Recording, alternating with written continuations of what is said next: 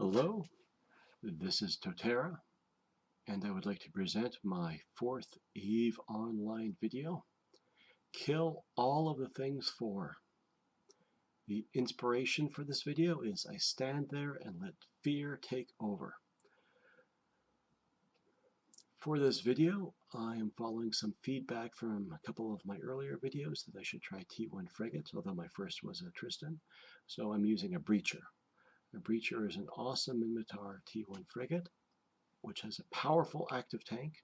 It is a long-lasting tank, and it's resistant to tracking disruption. That's my fit.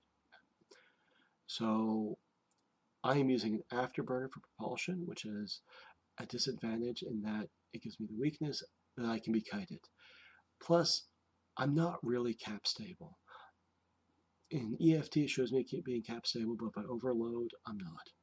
Plus, my limited tackle, I don't have a web, and I don't have a point, and without a micro warp drive, I'm going to have difficulty holding down some targets. So let's look at my fit. Rockets for damage, obviously, about 10-kilometer range.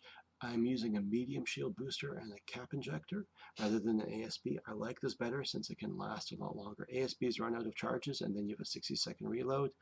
That's bad news. This will last a long time. So basically, it's afterburner, scrambler, rocket for damage, and a medium shield booster. So let's look at my first fight. In this case, I'm going up against a Kestrel, which is sort of like a Qadari version of the Breacher. Very similar in many, many ways, but not entirely. I have a bonus to the active tank, and he has more of a bonus to damage, which isn't really, which means, especially since he's able to select damage unlike some other Qadari ships, he can do quite a lot of damage to me, but still it's within the range of what I'm able to tank. So as long as I can keep tanking successfully, I should be able to win this fight. His tank is a little weaker since he's gone with an EOR module, which makes a lot of sense. Increases the damage he's doing to me for sure, since I am now webbed down and moving slower. But as long as I can keep holding him and he can't get away, I should be able to win this fight. My damage is almost as high as his, and with an active tank, the longer the fight lasts, the better I'm going to do. Although he does have some help from well, she doesn't get help from the local frigate. It's probably helping me. There's a rat in the plex. So again, when you have a buffer tank, speed is your enemy. When you have an active tank, sorry, with a buffer tank, time is your enemy. With an active tank, time is your friend. So the longer this fight lasts, I'm just chewing through his buffer, and inevitably, if he can't get away, I win. So that was against a T1 frigate. Here I'm using the same ship, my Breacher, against a T2 frigate, which in theory, the Hookbill, and the Hookbill's a nasty ship. I like the Hookbill in some ways, but not against a Breacher. The Breacher is almost perfectly designed to go against the Hookbill. For one thing, sitting on this plex, I'm able to stand there. As soon as he gets in, I grab him, and he's in big trouble. As soon as I get that scram on him, he can't make warp drive away. Now in this case, he's a bit of an odd fit, and he's double webbed, afterburner double webbed, so he really, really slows me down. So he's got a lot of control over the fight, and his missiles are doing more damage than they might otherwise since I'm barely moving. But since he's got the same weapon system I have, and he's got a scrambler, he's pretty much stuck fighting me within rocket range, so I'm able to do damage to him. If he is able to do damage to me, I can do damage to him. So although he's got control over range, there's nothing much he can do with that advantage. And my active tank, again, the longer the fight lasts, the more I am able to burn slowly through a shield, but he's not able to do anything to repair his shield. Meanwhile, I am able to repair my shield. So the longer the fight lasts, his buffer tank advantage over mine becomes less and less important. Since I am able to effectively tank his damage, a little bit of damage gets through. I do think I end in structure by the end of this fight, but I'm able for the most part to tank this damage, and I probably could do more tanking if I wanted to. This was an earlier fight I had with this fit. I should be overloading my shield booster more and stuff. So it's a close fight, but again, I burn through his shield, and he's done. Another advantage I have, although he's able to slow me down to do more damage, since he's a Caldari frigate that has a bonus to kinetic damage, he is pretty much stuck doing kinetic damage to me. He's going to be shooting kinetic missiles. I have a shield tank, which is naturally resistant to kinetic damage. Not quite as much as against explosive damage, but he really should be shooting EM or thermal at me, but he would give up a lot of his damage to do so. So he's shooting against a relatively high resist of mine, which again hurts his damage output. Meanwhile, I'm able to shoot against his best damage, his weakness, which is EM, especially with that double web fed of his. So here's another fight against a hookbill. This hookbill is differently fit. Same strategy on my side. I'm sitting on the button, letting him come in, and then I'm going to grab him as soon as he lands and shoot EM damage at him. So I sit on the button. I'm using 2 million kilometer scan just to see that there's no one else. He's more or less solo. Let's go after him. So first thing I do, I concentrate on getting my web and getting my scrambler and getting my afterburner on.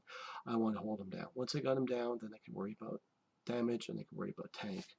But holding him down is the most important thing, because the worst thing that could happen to me is for him to have a micro drive and be a kite fit and get out of my scram range before I get a scrambler on him. If that happens, I'm dead. But he's not able to burn away that quickly, so I've got him. If you want to see an example of that strategy, watch my slicer video, which is exactly what I do all the time. I land on the button and I mortar out of range before the scrambler shuts me down. So, similar to the earlier fight, except this guy has got a very strong buffer tank instead of EWAR, which works against him, because while the other one was able to web me down, really slow me down, he was able to shoot, I think he was shooting higher damage Tech 2 rockets at me. Plus, since I wasn't moving very fast, the damage from his rockets, since it's a missile, he uses missile damage mechanics. The faster I move, the less damage is coming in. Since I'm not even I'm only scrambled, I'm not webbed, I am able to move at full speed, which really cuts down the incoming damage. Since I'm active tank, he has to get over the hump. If he isn't doing more than 122 DPS against me, I will win this fight. No matter how much of a buffer tank he has, unless his natural recharge is more than the damage I'm doing to him, I will win this fight. In this case, he is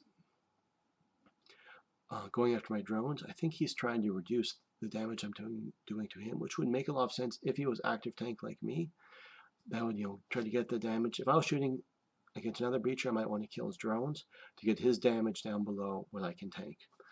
But in this case, it's kind of silly for him to do it, since I'm just continuously over a course of time working my way through his buffer tank, and time is on my side. The longer this fight goes, sure, he takes off a third of my damage by dealing with my drones, but he's not doing any damage to me, and time is really on my side, and he's really probably got maybe 2 minutes since the battle starts in order to kill me, or else I'm eventually going to burn through his buffer as is happening, and once his buffer is done, I'm dead. So he really wishes he had a web at this point, because he can't even get away, because he's got really an insignificant, if any, speed advantage over me, and he's really got almost no chance at this point. Finally, he kills off my drones, but I'm sitting here pretty. I got lots of cap. I've got lots of charges left in my hull. He's probably thinking that I'm ASB. He's thinking if he can get rid of my thing, he can, go after my ASB tank, hoping that I can only burst it or I'm doing a reload. Fortunately, for me, I'm not ASB fit. I'm just a regular old-fashioned shield tank, so this works out well for me. I've gotten through shield buffer, and now I'm just burning my way through his little armor buffer and structure buffer he has. Nice, easy fight. Yes, my damage is reduced since he is able to move fast, but as long as I'm doing a little bit of damage, it's just a matter of time. And I'm also without drones. So as long as I'm doing even 10 DPS, I'll eventually win this fight. No matter how much, as long as he's doing, unless he can somehow all of a sudden do a lot more damage to me, he's in deep trouble and is dead. So my next fight is against sort of a classic ship in EVE. I call it the Tyrannus. It used to be combat interceptors were a lot more common, and this was the king of the combat interceptors. Nasty, nasty ship even now. Bonus to blasters. Bonus to cap use for things like the Rep Scrambler. It's got bonus signature radius and a micro warp drive, although it's usually fit with an afterburner. But these are nasty ships to fight. And he's got drones. So he has, straight up in EFT, he has more damage than I can tank. Fortunately for me, I'm able to orbit him, and he's orbiting me. So he really should be trying to kite me at this point so he can get his blasters on me. Instead, he's not. That would be a good strategy for him. He's not doing that. Instead, he's basically letting me orbit him. So my transversal angular velocity is very high. So his blasters are hitting me. I think he only misses a couple times with all three of his guns, but it's rare that he gets a really good shot in. So I've managed to reduce his DPS by orbiting and stuff down below what I can tank. So, or almost down below what I can tank. So I'm doing pretty good here, as long as I can keep my tank working, as long as I can keep my damage on him and he can't get away. It's really just a matter of time for me to work my way through his buffer. So really great fight. I like killing Tyrannuses. It's one of my favorite ships. Quite intense. So for my final fight, this is partway through the real engagement. The engagement started, there's 2 slicers and a kestrel, and they're chasing me from plex to plex. At first, they're quite coordinated. They're obviously working together. They're land together in a group. So 2 slicers and a kestrel land on me, I'm getting heck out dodge. So I go from plex to plex, from planet to gate. They keep on landing on me. I keep on getting away. I can align and get out fast enough that they can't catch me. They can't possibly catch me unless they're really, really lucky and I'm lazy or disconnect or something. What I want to happen is for them to get lazy. All 3 of them I can't come anywhere close to tanking the damage of their total damage. But individually, I can do pretty good. I can do pretty good against 1 slicer. So I want to split them up. In this case, I'm trying to use laziness to split them up. So probably we've gone through 5 or 6 times where they've landed on me and I've gone away. So they're getting lazy. They're not all landing in groups anymore. So what I want to have happen here is I want 1 slicer to come in and land on me so I can kill it. Then another slicer to come in and land on me and I can kill it. Then maybe the kestrel, then I can kill that. It's kind of a tall order. But as long as it's a bunch of serial 1-on-1 fights, I've got an advantage over a whole bunch at once. Again, time is on my side. The longer the fight lasts, the bigger trouble it is. So I'm using the directional scan. I'm scanning, I think 2 of them are over this medium plex I've discovered, but they seem to be then warping off, or they're not landing on the gate. There's 2 slicers and a kestrel. 1 slicer, 1 kestrel with this medium plex, a U.5 away, but I'm really interested in what's going to land on me. So I'm sort of sitting here, looking like a nice easy target, and yes, Imperial Navy slicer, perfect target, landing on my gate. I want him to now come into me. So I'm waiting. Will he land me, or was he going to wait for his friends to show up? So keep on using the short range D-scan. Is anyone showing up? Is anyone about to land? What I don't want to see is I don't want to see 2 of them or 3 of them in the scan. As long as I see 1 of them, I know, I'm pretty good if they come in. So, here comes the second one. But fortunately, no sooner, so Warp 9 is now landing on the in-gate, but here, their tackle is landing. This guy's landing first. So I've probably got about 15 to 20 seconds before the other guy lands. So let's go for it. This is as good as it's going to get. Get my scram on him before he can get his micro warp drive activated to get to range, and just lay on the damage. I want to kill him. I probably should be overloading my damage. Actually, I am, aren't I? I want to kill the slicer before his friend lands. Slicers are rarely got much of a tank. So, 2,000 EHP, give me 20 seconds and I can kill him. And that's exactly what I do here. I kill him. Convo from someone else unrelated to a hawk I killed earlier. Kind of annoying. So the first slicer goes down. Now I grab the second slicer. He's just within scram range. Yes, I can kill his micro warp drive and power towards him and basically take him down as quickly as possible. Again, as long as I'm able to tank, my active tank can handle most of a slicer's damage. Maybe not all of it, especially if I orbit. That'd be better than just approaching. But I'm really concerned about this guy getting away. So approaching is the wrong thing to do. I should be orbiting, but this will be fine. Meanwhile, the kestrel arrives.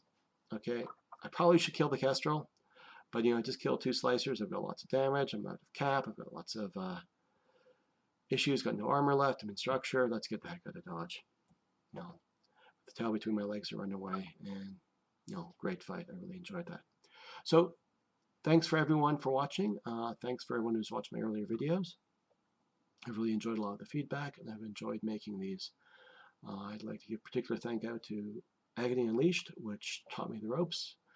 And I'd like to thank pretty much anyone in EVE who's willing to get in a fight. That's what EVE is about. That's a lot of fun. If you're not going to fight, I'm not sure what you're doing in this game. If you want more information about me, you can check out my blog at scrimweb.blogspot.ca.